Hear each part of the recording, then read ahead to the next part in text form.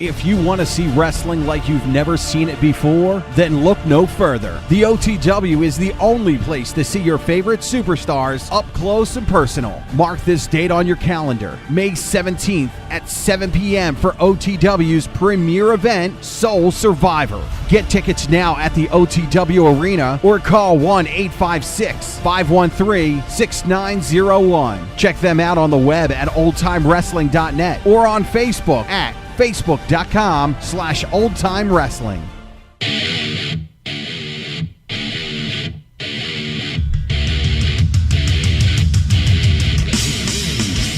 Welcome, my friends, to the Wrestling Hotline.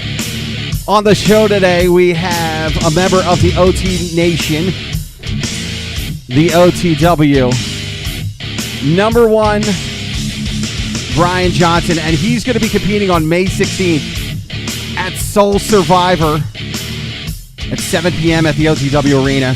Tickets are on sale now. You can buy tickets at the arena, which is at 1041 Glassbar Road in good old Williamstown, New Jersey, or you can call them. Get those tickets now, 856-513-6901. Ladies and gentlemen, I bring to you the world famous, the Army of One. What's going on, Jeff? Brian Johnson. What's up, buddy? How you doing? I'm good. World famous, maybe not yet, but one day. I'm hopeful. One day. All right, Brian, let's start off. Welcome to the program. Thank you for having me. All right, man. So tell me a little bit about yourself. Who is Brian Johnson? I'm not much different in the ring than I am out of the ring. I like to, my moniker or name at OTW and other places is number one Brian Johnson. I believe it, and I became number one by working my tail off. I believe in stuff like that, working hard, putting in the hours, whether, and it be in countless things, studying tape, eating right, working out at the gym, et cetera, et cetera. You need to be number one at everything you do, especially in wrestling if you want to be successful. But even in your life, if you're not working the hardest at being a podcast guy, then you're not going to be the number one podcast guy, and et cetera, et cetera, et cetera. And it goes anywhere, any job, it goes on, and that's how I feel. I work the hardest at the things I feel the most passionate about, and that's why I'm number one, brother. All right, man. So the big question is, a lot of people have been asking me, how did you get the name number one Brian Johnson? I originally was Pretty Boy Brian Johnson, and then I was Mr. OTW Brian Johnson. And then Mr. OTW kept me such in a box to just OTW, where if I was working other promotions, which I do work at other great places like D2W or Right Coast Pro, I couldn't call myself Mr. OTW because no one would know who the hell I am. Exactly. So what I did was I was throwing ideas back and forth with my trainer at the time. His name's Ed. And he showed me a promo by Paul Jones from the old NWA or Florida territory, I think it was. Number one Paul Jones. He was cutting a promo on Ricky Steamboat. And it was awesome. I loved it. It was just, he was cool, calm, collected. Number one Paul Jones. He was my man. And I just stole it. That's 100% how I was born. Yeah, stole it 100% is how it went down. All right, man. So how did you get into wrestling? Like, were you one of those kids at age 8 running around with your friends, your family, your brothers, banging each other out? Or, were you a big WWE fan and you're like, hey, one day I want to be there? Or, how did it start? My brother was a big fan. And I have an older brother and an older sister. My older brother, Chris, was a big fan. So I followed in my older brother's footsteps. I didn't know any better. And then a cool story happened. There's a car dealership around the corner from my house. One day they put up flyers that there was going to be a pro wrestling show there. All these big stars. Jim Duggan was going to be there, the Bushwhackers. Maybe Iron Sheik was there, I don't remember, but I know Duggan and the Bushwhackers for sure. So the night before they set up the ring. Well, you know how a car dealership is. There's no big fencing usually. It's just kind of that go right up to the ring, yep. So my dad took me, my brothers. I don't know if we can't get in trouble for this now, I guess, but took me, my brothers, or me, my brother, and my brother's friends over, and we snuck in, and we were running the ropes in the ring at like 9:30 at night until some security guard came and chased us off. And ever since then, I loved it. I was in love. My brother grew up, and he's got a family and does real people things, and I'm chasing the dream, man. Chasing the dream of being a pro wrestler. It's like one of those, like, I've always wanted to do it. The opportunity came avail, and it's just like it was there for you. You just ran with it. You've been doing it for how long? 8 years, man. Wow. 8 years. It's been that. Like, is that long? Like, would you consider 8 years long, or would you consider, It's crazy because from where you were when you started to where you are now, where do you see yourself? Do you think you've evolved 360? Without a doubt, 180. I was 250 pounds fat. Oh, wow, man. And for those people that have never seen Brian's a fit guy, well built, good look to him. He has the persona of being number one. Thank you. Yeah, I was fat, man. I was really fat, and my trainer, I'll mention him one time, Ed. He was a huge part of my. It feels long, I'm sitting there thinking, when I was 17, Randy Orton, I think, won the heavyweight title at 24, and I was like, I want to beat Randy Orton's record. I'm 25, so I'm not beating Randy Orton anytime soon. But I'm also young, which is weird in wrestling terms. The guys on TV, you get your push when you're 30, 31, 32. So I got time. I'm in the wheelhouse. That's all I can say. So you're not even at your prime yet, which is good. I feel like I'm way past it some days, but no, I'm nowhere near it, and just keep getting ready and better with each match, especially May 16th, like you spoke about. All right. So what appealed to you about the OTW? What drew you? What brought you in and say, I want to be a part of the OTW? The Army of One, I want to create something, and I want to join the OTW. What brought you in there? You know what helped a lot? I was a fanatic as a kid, obviously. And I think I was in 8th grade, and I was like, I want to wrestle. I want to do this for a living. Pro wrestling. Yeah, pro wrestling. Okay. I wanted to be a pro wrestler. No, nothing against amateur wrestling. Those guys are athletes and would eat me alive, without a doubt. But I wanted to be a pro wrestler, so I said, okay, Google. So I went on, and at the time, OTW was a different company. Was presenting their stuff, and I got in touch with them in 8th grade, and they were like, you're too young. I think I was 13 or something, but I had the emails printed out and saved. I saved them at my house, so I had their information, and then I think that summer I made my dad take me to one of their shows, and then that summer I went to like 2 shows and just kept my eye on it, just because I knew it was, okay, it's driving distance, my parents can take me there, I can get my license in time. This is very reasonable to make happen. I also, my aunt and uncle lived 3 minutes from there.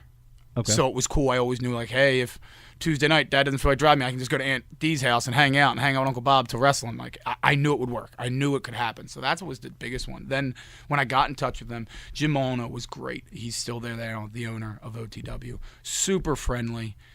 All the guys in there training at the time, there was a lot of veterans, like older guys, but the younger group that was there were awesome, just so friendly, and no, they pulled pranks or ribs or whatever, but all harmless stuff. It was just a different world, and I loved it, and I just got wrapped up in it, and then now do what I do at OTW. To think that 8 years ago is crazy to me. What is your role outside of wrestling? How do you help the younger guys, the guys that are just coming in? Are you one of the trainers? Do you oversee the operations of the shows? Like, what is your role besides wrestling? I do everything there. I was going to say, no. It does seem that you are the one-man gang, the number one guy that everyone goes to. If there's an issue or if they want to learn new techniques, are they going to you? I mean, do you have that much, stature there where you've been there, you've ran the ropes, these young guys that are coming in, are they going to go to you first before they're going to go to someone else because they know who you are and they know where you've been? I'd like to think they do. Yeah. Yeah, I hate talking. Not that I hate talking about this. I have no problem with this being on it. Ed was the guy that ran the thing there. He ran the ship, and Ed had to take a leave of absence, and that left me to be the guy training the guys and helping run shows. And since I work other shows, I help them find other talent to bring in because our roster's thin. And then that led me to meet this guy who met that, and it's just connections. And how's that helped you to grow in the business? Like as a person, as professional. It's nuts. When I first started doing it, I used to get super mad. Like I was hot all the time. Because I wanted it to be perfect and it wasn't. And it just was pissing me off. I was hot. I hated it. Like if a day of training didn't go right or I felt too stiff to hit a move with somebody, like I was mad all the time at wrestling, but only mad because it wasn't what I wanted to be. And then I think it helped me grow up like as a man more. You know what I mean? That's corny sounding, but I grew up there, I guess. When Ed left, I was 22 or 23, and I'm 25 now. I realized nothing's perfect. WWE probably still complains about something perfect. And exactly. I'm sure the grocery store owner isn't perfect, and nothing's going to be perfect. You can't forget about it. You got to take what you have. Can I say? You make chicken salad out of chicken shit. That's what you got to do, and that's what we got at OTW. There's not much in the sense of monetary value or great, but what we have is a group of great guys, and I credit them with everything. I wouldn't be in wrestling still if I was given the amount of responsibility I was if I didn't have this locker room. I couldn't do what I do at any other place because of the guys. They keep me going. There's great guys there. I don't want to put names out at anybody, but those guys, especially the guys that train. You were there Tuesday night. Tuesday and Wednesday night, I consider them like family. I would take a bullet for those guys. Two young guys, three guys I'll mention by name: Dave Davis, Jimmy Lloyd, and Steve Sanders. I love those three kids. They're three guys that I guess you could say I fully trained. I would do damn near anything for them if they asked. I mean, I did have the privilege to go there on a Tuesday night, and this is their off night, so they were doing training, running the ropes, and it's, being a fan and seeing it that close up, it's just they take bumps. I mean, it does hurt. A couple of the guys, they were practicing over the top, getting knocked over the top. Landed on his head, not putting his hand. Exactly. It's things like that people say, oh, wrestling's fake and this doesn't hurt, and they're all friends. But the reality is, I mean, you have to be in athletic shape. Yeah. You have to know what you're doing, because if you don't, you're going to hurt yourself, and you're going to hurt your opponent. Not intentionally, but the reality is, it's like a well-oiled machine. Mm-hmm. It's theatrical. But on the same side, you guys both have to know exactly what you're doing, or else someone's going to get injured. And what I like about wrestling, WWE's pulled the curtain back, so who am I to pretend? You got to suspend belief. And I think we do for a place that runs weekly. That's every single Saturday with a roster of 13 guys, maybe core guys. We suspend disbelief every single week. It's not always me. Sometimes mine doesn't work and my stuff doesn't hit. It might be this guy's or that guy's. But I know every single week we suspend belief, and it's awesome when it happens, brother. It's awesome. And there's some guys out there that don't like each other, and when they wrestle, it's even better because there is that. It's real. Yeah, there's that realness behind it. And that's how I feel going into May 16th. I'm excited, but I'm in for the fight of my life, and I'm going to smack them around. I can't wait.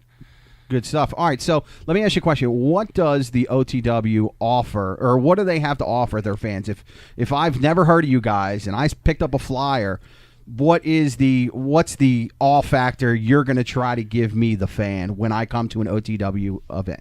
Affordable, family-friendly action, 1. 2, you will never be closer to a wrestling event unless you spend thousands of dollars. We'll say hundreds. Maybe, there's some big independent shows that maybe you can get to, like ROH or something like that, where you could make it, probably for a few hundred. But at such a low price, we're general admission everywhere. There's only, I think, each side's 4 or 5 rows. Get there by 1:30. Rarely is there a line outside the door. I know that's bad to say, but I challenge anybody to run every week and see if they have a line outside their door. And I challenge them to do it at 2 p.m. in the middle of soccer season, baseball season, football season, you name it, when we're trying to draw kids in, and have a line outside your door.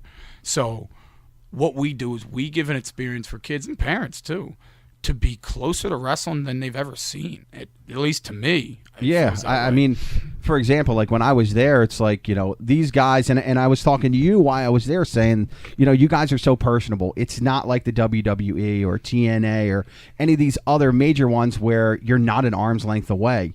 I mean, the guys came over to me, they shake my hands. They want to draw you in from their personality, whether it's in the ring, whether it's outside of the ring.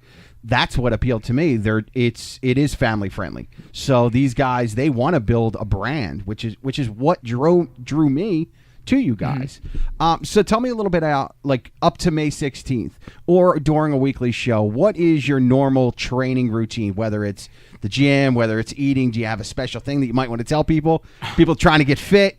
Is there something special that you do? I am the worst.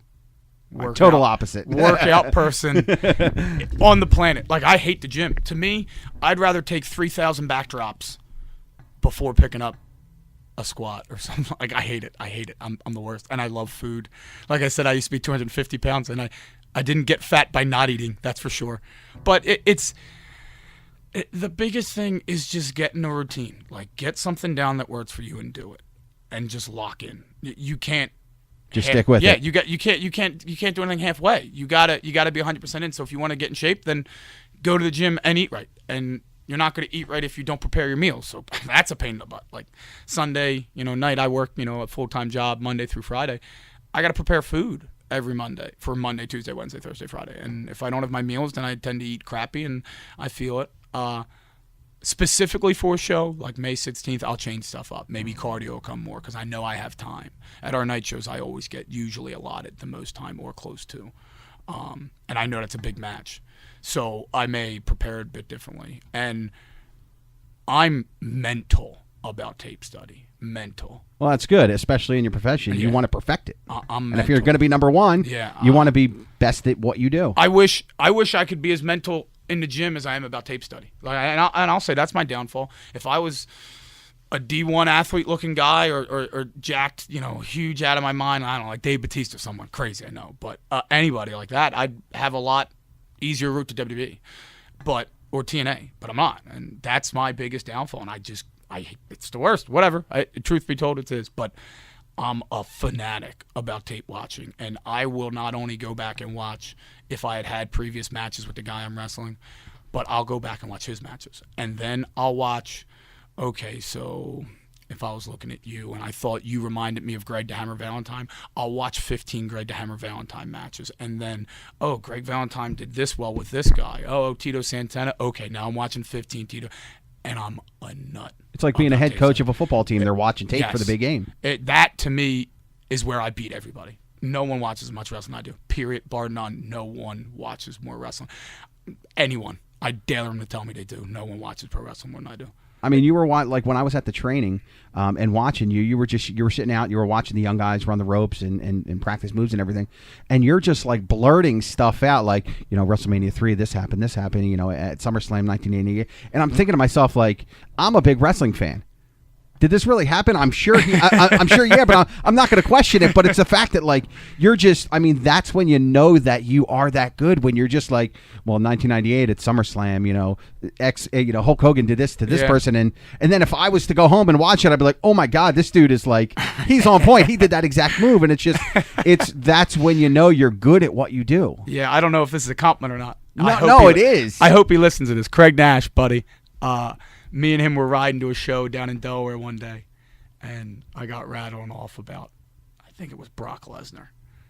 And I think I named every pay-per-view match in order Brock Lesnar had in the WWE. And he called me, for the rest of time, the Rain Man in professional wrestling. So he's unbelievable. I hope he meant that in a good way. So thanks, Craig. But yeah, tape study. I honestly think that's what makes me better than the people that I am better. I'm not saying I'm the best wrestler in the world. I'm not saying I'm the most fit. You're number one. Thank you. Yes. You are number one. That's right. I got to keep shameless plug. Hashtag number one. Thank you. I try to be, but what makes me better is I watch tape. Period. All right. So what would you say to a 12, 13, 14-year-old kid that's like, Brian, I want to be a pro wrestler. What are you saying to them? Are you saying eat your vitamins, say your prayers, and study and all that stuff like that Hulk Hogan did, or do you have your own thing that you learned when you were young that you've lived by, and now you want to pass it down to the young kids that want to become a pro wrestler? Go to the gym right now and get in shape. It held me back. I lost 4 years of my career being fat. Okay. Get in shape. Get in shape. Get in shape. Get in shape. Get in shape. Get in shape. It's a look business. Bar none. They don't care. I mean, do you think at one time, like, I watch on the WWE network like 30 years ago, and we were talking about this at my job, how wrestlers back in like the 70s and early 80s, a lot of the guys, the look, maybe they were, but the look, they looked like they were like 50 years old, like Gorilla Monsoon. Was like 50 years old in his prime. Now it's just like a lot of the guys they're 20 years old, they're 25 years old, now they're 30 years old. That's their prime. Andre the Giant, I mean, that guy was prime throughout his entire career. But do you see the age group of wrestlers breaking into the business getting younger and younger, especially with like NXT? Oh, without a doubt. Yeah, without a doubt. NXT is huge. And anything like ROH is real big. There's a couple other big name companies like PWS is a big company. I think Pro Wrestling Gorilla is pretty big over in California. Sorry if I got that wrong. That's all right. But there's so many places you can train, and I wish everybody came to OTW to train. I think we do great by our guys. But I know plenty of good wrestlers who didn't train at our place that were trained by great guys. But with so many schools open, and there's a lot of people, we talked briefly about what I do at OTW. There's a lot of people that do what I do at other places, at Place XYZ. So there are passionate people in this business for whatever reason, how they got in that role, whatever, it happens. And since there's so many of them, there's so many places to train, which opens up more opportunity for younger guys. Now, the unfortunate side of so many places to train, as many people that are like me that care and put effort forth, there's double amount that just want your money, and you get your money stolen. You get what you pay for as well, in anything. And sometimes it's shame in pro wrestling. And scumbags out there to take your money. And, I'll train you. Go ahead, get in the ring, kid, and then you never see him again. Or go ahead, kid, take 10 bumps. All right, you're good for today. Okay, kid, and you're not trained properly. And I don't think everybody cares as much. And that's what comes when something's watered down. It's going to happen. People are going to slip through the tracks. And that's why I think NXT is so interesting, because now essentially what it looks like they're doing is they're taking top indie talent or D1 athletes, and now instead of waiting for you to go get trained to their liking, they're just bringing you down and training you to their liking. Like they're creating something, definitely. I was never a big, and maybe that's where I fail a bit too. I'm not a very big independent wrestler watching, like tape watching. Like I don't go watch ROH main events. Nothing against ROH, their guys are great, but I know their style's different than WWE or TNA, and I want to be in WWE or TNA. So, from what I understand, and I could be wrong, Daniel Bryan in WWE as a wrestler is 1,000 times different than Daniel Bryan in Japan or Daniel Bryan in ROH. They just wrestle different styles. So that's why the NXT and the Performance Center thing, and this is what I think they're doing. Who knows what's true? This is one man opinion. Is they're finding the look, and then they're making the look work the way they want them to work with the talent. It's brilliant.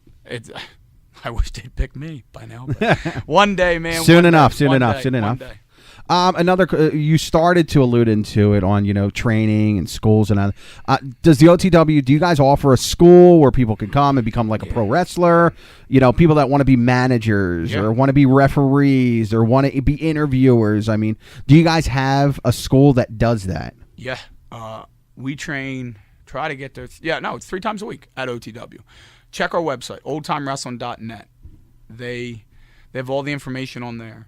I think they have the email to the website or the email to the school linked, which is linked to my phone anyway. So you'll talk to me. There you go. You're gonna get right to number one Brian Johnson. You'll talk to me. But what we do is we do have training, and I guess I do run the training there. But it's a lot of help. Like there's guys that show up, that may be a veteran that have been longer than me that may pop in Wednesday night, and I let them talk. Like, okay, guys, because I don't think any one person has the crystal ball on this is how you do pro wrestling. Everyone's different. That's why they're on TV, because everyone's different. If everyone was the same, you wouldn't watch it. So I never say someone's wrong if they speak up in my class, unless they are blatantly wrong. Like There's some stuff you are wrong about. And then, certain schools, they'll train their style, and I train my guys a certain way, and I'm sure people that were trained by Terry Terra, I don't know, he's a trainer down in NXT, will be trained a different way. It's just the way it is. Or Bill DeMond, or et cetera, et cetera. Everyone has their own training ways. We train 3 times a week in the ring. One of our guys, and I'm not going to mention names, has just offered to the guys to write up personal workout and eating routines for the guys, which I don't know if that happens other places, but I thought that was really cool of them. We also offer referee training. I'm honest with my referees. You don't have to be there 3 times a week. And it's not a well-paying gig, so I don't crack down on them as much. I tell them, come once a week. And Jim, at ECW, referees there to help. And managers, we can't sit and teach promos all day on Tuesdays and Wednesdays. It's almost like you have to have that the mind already built in. Mm-hmm. You can't teach talent. Like if someone has a natural talent, it'll come. You can't teach it. Mm-hmm. It's just like the guy that ran the press conference, Pat. Really Pat, for example. I mean, he has the look, and he also has like that gimmick. Like, I'm the man. I'm going to say what he's like a Paul Heyman. It's so weird because he's not that way. Like when I first met him, I never saw that. When I first met him, I thought he was a nerd.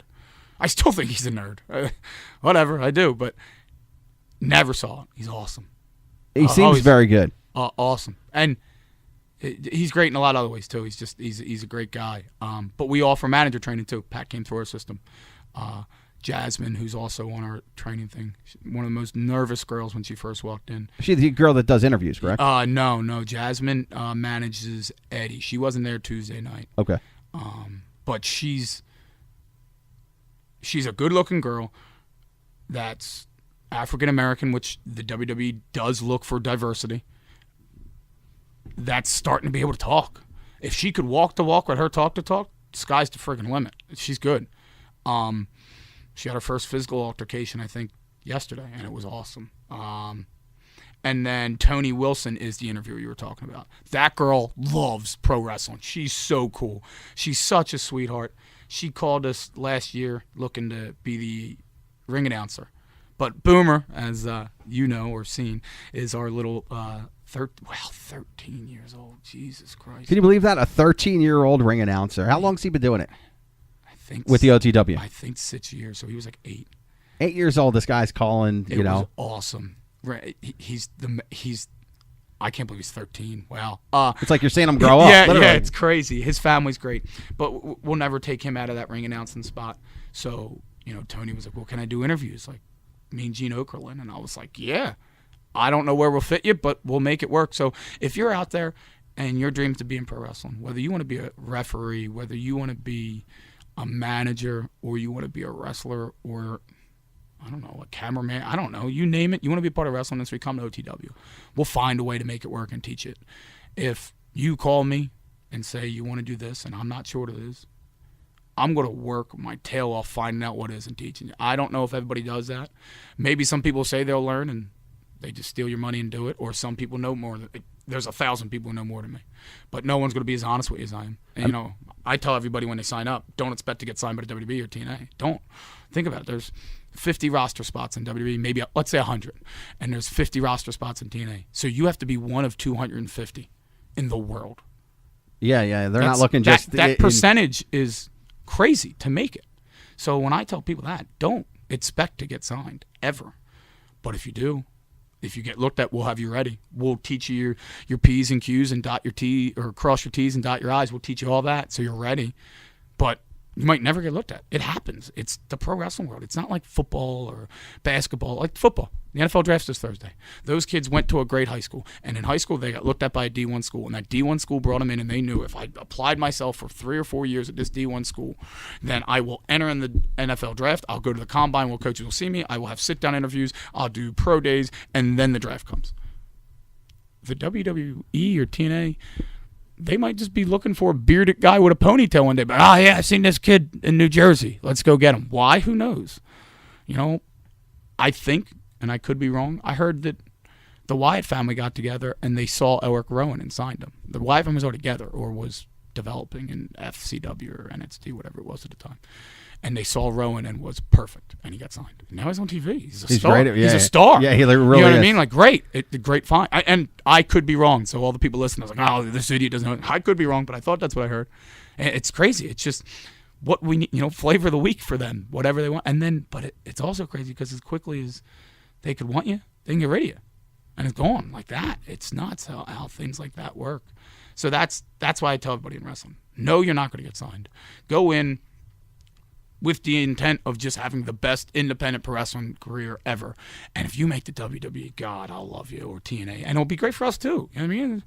As selfish as it sounds, I want every guy that comes through to get signed because then it helps OTW. Then, and it puts you guys on a bigger pedestal, definitely. We just put 6 guys in WWE. Awesome. Cool. Well, then more people come through our system, which more people come through means you're making more money. And when you make more money, more other things come about, then maybe I don't have to do as much. If we have more money, we pay now you got an assistant working for you. Yeah, you know what I mean? That'll be the day. So who was the, in your OTW career, who's been your toughest match? I mean, there may be numerous ones besides what's going to go down May 16th. Who was, past tense, who was your toughest match against and why? Man, I don't want to short sight anybody. Last summer, I wrestled Adam Chandler like 6 times. And I saw this guy in action. And this dude, if nobody knows who Adam Chandler is, go to the OTW website. Check this dude out. This guy's got the look and the charisma of The Rock. That's exactly how as soon as I saw him, I was like, I kept watching him as he was wrestling. And I'm like, this guy's got power. He has the look. He has the charisma. He has like he walks the walk and he talks the talk. This guy is good at what he does. He's a stud.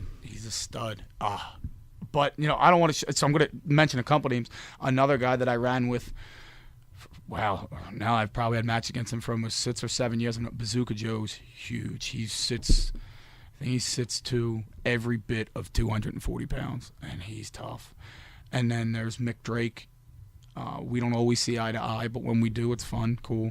But he's been there since I've been there. We're the 2 longest running guys at OTW. He's always a tough match. And maybe the tough mentally match I ever had was 2 or 3 years ago. I wrestled Craig Nash in a retirement match, And for people that don't wrestle, who cares, right? It's just wrestling, you're retiring. But I knew if I won, Craig was going to retire, and that was tough for me. He's like one of my legit best friends. Like I hang out with Craig, and his son calls me Uncle Brian. Like he's my friend. He doesn't say number one. No. I'm trying to teach him that one. His dad won't let him. Put your fingers in the air, people. But and I know his wife and his dad and his brother and mother and everybody. Stepmom, stepdad, all of it. I know everybody. They're a great family. So that match 2 years ago, mentally. Maybe not everything physically, but mentally was the toughest match I've ever had. But if I had to pick one, I'd have to say that was the mentally toughest match I've ever had. How do you want to see the OTW grow? If you could have the magic 8-ball and say, a crystal ball and say, in 5 years, I want to see the OTW be X. Fill in the blank. Successful. This sounds crazy and stupid, but I want the doors to still be open. If someone's listening to this and they're in the independent professional wrestling industry, they'll tell you don't make a lot of money. You got to spend a lot to make a lot. Well, we don't have a lot to spend. There's some companies that do some great things. I mentioned them before, PWS. I'll mention them just specifically. They're on the East Coast in Rahway, New Jersey. They run great things, and they bring in WWE names. And I know a couple guys on their show. Bobby Waywood's my buddy. And they're awesome. They make more money than us, period. If we could get to that level, great. They run one show a month, I think, and they have like 400 people there, let's say roughly. Could be more. Sorry, PWS, if you're doing better than that. There you go. Certainly not worse. I can say that.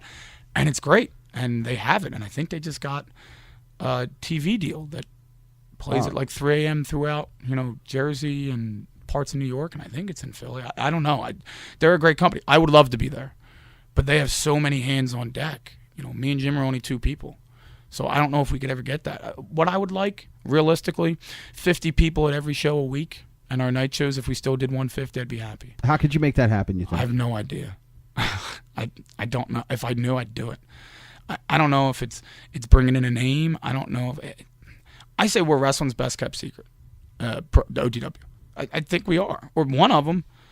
I mean, you walked in. If you didn't like it, you wouldn't have me here at this beautiful, luscious, lavish. Studio. We got beautiful candles. This thing's amazing. We've got candles and chairs and everything. No, but like you said, we draw people in at OTW, and maybe because it's a family feel, or maybe because it's small. I don't know. But you wouldn't have had me here.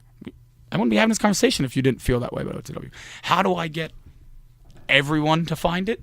I don't know. Well, first thing we want them to do is go to the website. Go to the website, oldtimewrestling.net, OLDT. Yeah. OLDTIME, wrestling, WRESTLING.net, and check it out. They put up videos constantly, and they're constantly plugging shows, and then everything about the school, et cetera, is all in there also. I mean, the one thing that really appealed to me is the fact that you're independent. You guys are very small, and to be a part of something like that when they're this small, in 5 years, you guys could be a lot bigger. You could have your own arena, like your own, a big arena than what you guys have now. Concession stands. You guys are selling the place out every week. Life is great. You're bringing in bigger talent. You're moving talent to bigger and better things. It only looks good for you. I mean, that's how if I was a part of the OTW, that's the perception and the perception and the reality that I would have for people. I want to see the OTW from the outside. I want to see them get even bigger than they are currently with the roster that they have, the growth that they have. Now, the one thing that I noticed that people say, like, maybe guys that have worked on the shows or fans I've heard through passing, like, oh, it's, that's that student place or that's that training show pretty much. Because, all of our students work on our shows. And our shows are so small, We've had 10 people there before. It happens, whatever.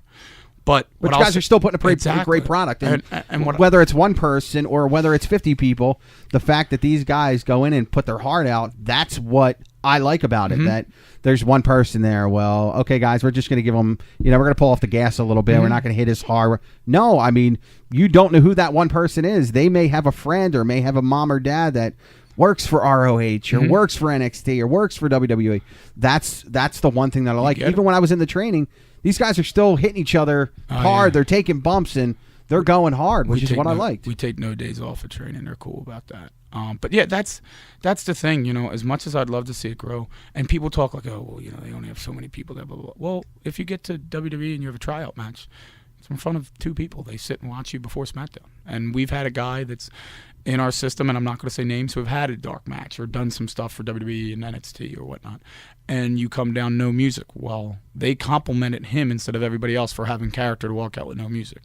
2 other guys freaked and said, what do I do, no music? Well, we don't have music at our shows now. Because, one, I don't think I trust enough people to get the music to work right, and I'm too nitpicky about things. And 2, because, look, it helped my guys. It helped us. It builds character. It gained from it.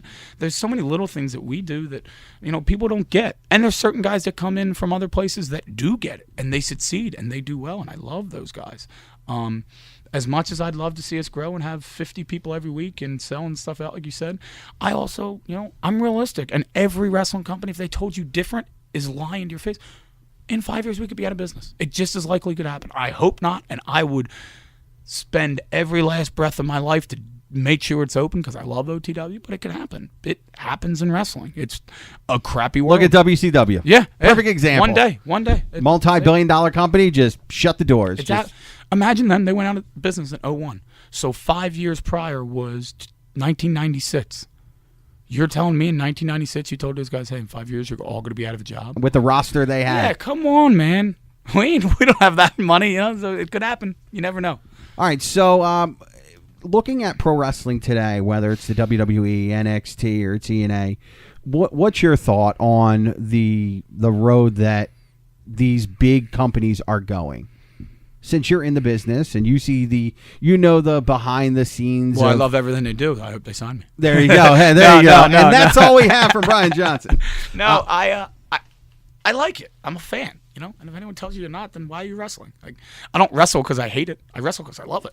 I don't want to get beat up by bigger men and people laugh at me or, lose every Saturday of my life, dedicated to it. I want to have friends and do cool things also, but I want to wrestle more.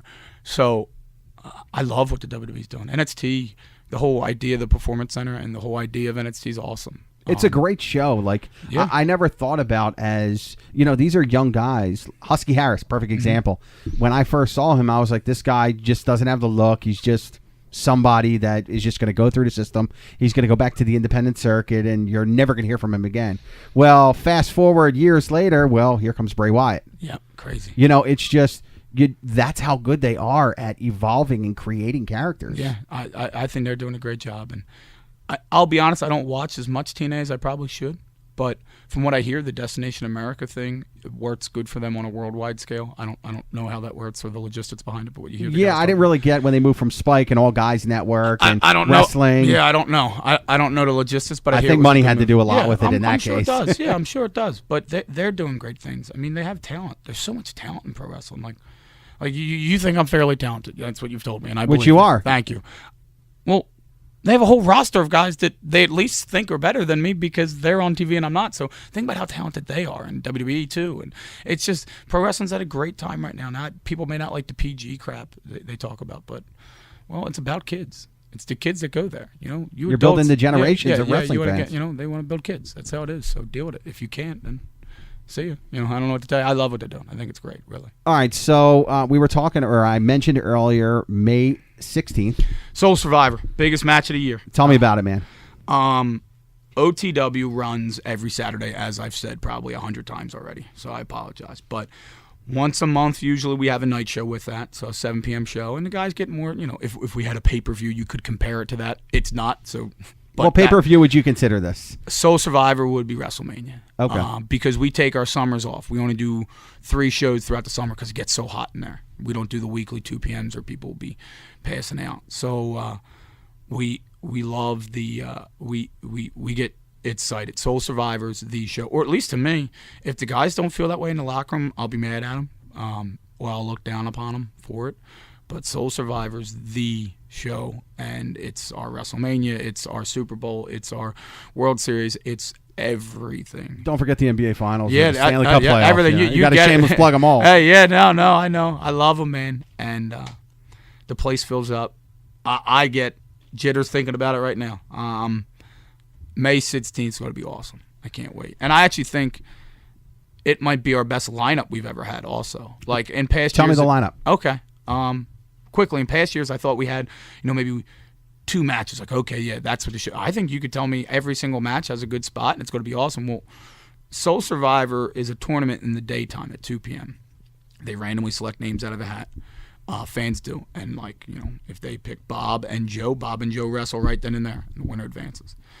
And then... It's like a tournament bracket. Tournament, yeah. And then the second round, we pick names out of a hat again, and then Bob or Joe advances again, et cetera, to the finals. And the finals are at night. Now, if you win the Soul Survivor tournament, you get the Soul Survivor trophy, which you can then use to have a OTW heavyweight title match whenever you want. So it's like a Money in the Bank. Very close, very similar. Yeah, we've heard of that once or twice in our way. So, yes, it's like that. And the tournament final will be that night. I don't know who's in the tournament final, but...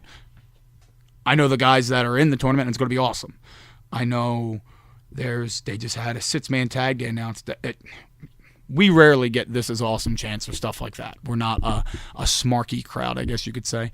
We got a this is awesome chant out of a guy in a mask giving someone a wet willy yesterday. Pat got a wet willy and was getting smacked around. These 3 young kids that are training, Valiente, Ike Phillips, and Calvin Christopher, great kids, all train under me. And they're going to be wrestling PR Incorporated, which is Andy Bivens, Craig Francis, and then instead of having another wrestler, they looped it in where he's going to have Pat wrestling. So it's going to be pretty cool. Pat will be wrestling, which will be a sight to see for sure. So that'll be fun. There's the classic title match, which was at the press conference, which is Dave Davis against Mick Drake. Mick Drake's one of the best athletes I've ever seen in pro wrestling. He's incredible shape, fanatic about the gym, and he's great. He's awesome. Good for him. Him and Dave are going to tear it up. They're great. Trying to think of some of the other ones. The main event. The main event, I think, is possibly going to be the best Soul Survivor main event we've ever had. Bazooka Joe goes one-on-one with Adam Chandler. Adam Chandler's on a roll. And you know what it is? At independent shows, you'll see guys that maybe sometimes look like independent wrestlers. Bazooka Joe and Adam Chandler could be on WrestleMania. I'm literally looking at him right now, and I'm looking at all the other guys, and I'm like, this is the guy that works over at the bar, this guy. But physique-wise, I mean, these guys, Bazooka Joe, I'm looking at him right now, dude. This guy he's got the look. Yep. Adam Chandler, he's got that look too. He's just got that that cocky charisma look to him. He's the man, and that's what that could be the main event in any building, in any city, in any town, on any night, on any week. That's going to be awesome. I'm trying to think if there's anything I'm missing out. How about your match? I know. Throw that out. I know you said main event, and I'm like, oh, wow, maybe he's going to go to his as the main event. No. I'm not the main event. I'm one of them. I'm going in a fight with Justin Pusser. When I referenced this previously, Craig Nash got retired 2 years ago at Soul Survivor. So we made the idea that every match at Soul Survivor that happens, will be my career on the line. Every time I wrestle. It's like an Undertaker match, WrestleMania. I guess, yeah. It's that I've standard. Never thought about it that way, but I feel that way. So, because I'm not kidding when I say Craig Nash is my best friend. So if I'm going to leave wrestling or leave OTW, I want to leave the same way he did. On top, crowd cheering, gave him my all at Soul Survivor because that's the biggest show of the year. So Justin, him and his tag team had to get retired for whatever reason throughout the storyline. Decided he wanted to take a shot at me, whatever. I mean, I don't get along with Justin well. And you'll see it come Soul Survivor. I'm going to smack him around, and it's going to be awesome. And it could be bloody. It could not. I mean, he busted me open. I'm not going to lie to people. He punched me right in the eye and busted my eye open, and I bled and looked like an idiot and had to wear a Band-Aid over my eye at work and had to answer questions. And I plan on getting him back. It's going to be a fight. It won't be a classic wrestling match. You won't see headlock takeovers and arm drags from us. It's going to be a fight. And might be some chairs and tables. Well, he got me good. He made sure that that's not involved. If I lose by DQ, he wins. If I lose by count out, which he knocked me out Saturday with a punch again, and I lose. Pinfall submission, I lose. See, I hate plugging myself so much, but at OTW, usually at the night shows, there was a long time where they needed a street fight. They needed something to light up the crowd with some outside violence of whatever you want to call it. It was me. So at night shows, people know they got to bring it, and I never realized it. I felt like I brought it. I never realized the guys got excited until Adam and I spoke about it over the summer. How hearing he was wrestling me at a night show was different than anything else, which is a compliment. Thanks, guys. I appreciate that they look at me that way. So I guess Justin felt like, I get a shot to fight Brian at Soul Survivor. I better bring it. He called me at one, and we don't see eye to eye. I don't think he's excited to wrestle me, and I'm not excited to wrestle him. I'm excited to whoop his ass, if I can say it. I'm coming for it, man. I'm coming for May 16th at Soul Survivor. It's going to be the best show of the year. We're going to tear it up. All right, so how can people get in touch with the OT Nation and especially join the Army of One? The Army of One. Do you have a Facebook page? I do. Give me 1 second. I have it written down. I apologize. I have my own website. You can go to brian-johnson.net. And I have my own website there, which has all of my dates on there. I think I sell 8x10s on there. I occasionally upload matches. I'll be honest, I'm not as on the website as I should be, which is a shame. But there's not much more I can put out there than my name and my website and my contact information. My Facebook is facebook.com/1, the actual number, Brian Johnson, all together. You can find me there. I'm on Twitter also, if you need to find me there, which I will look up also because I'm terrible at remembering these things. But on Twitter, I am at Brian1Johnson. You can find all my stuff there. I talk, I'll push my promos. I'll talk about matches, where I'm going to be, where you can find me.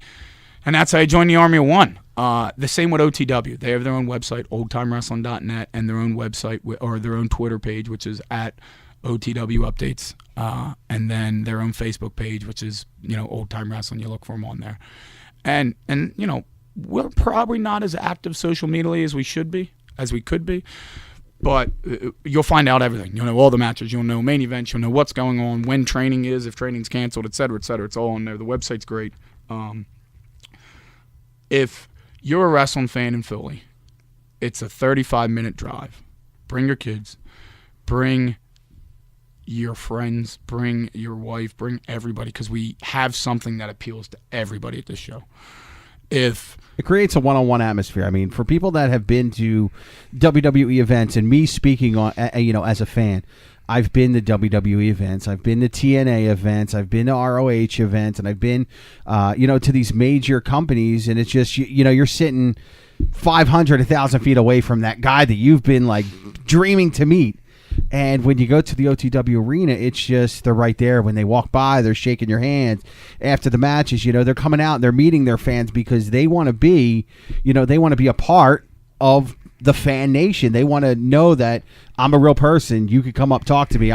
You can touch me. You can talk to me. Ask me questions. That's how they draw people into the OTW arena. All right, once again, thank you, everybody. Number one, Brian Johnson. Come join the Army 1. May 16th, we're whooping Justin Pusser's ass. There you go. Said best. The date, May 16th at Soul Survivor, 7 p.m. at the OTW Arena. Tickets on sale right now, or buy them at the door at 1041 Glass Barrel Road, Williamstown, New Jersey, 856-513-6901. This is the Wrestling Hotline. Your boy, JB. Brian, thanks for being here, buddy. Thank you.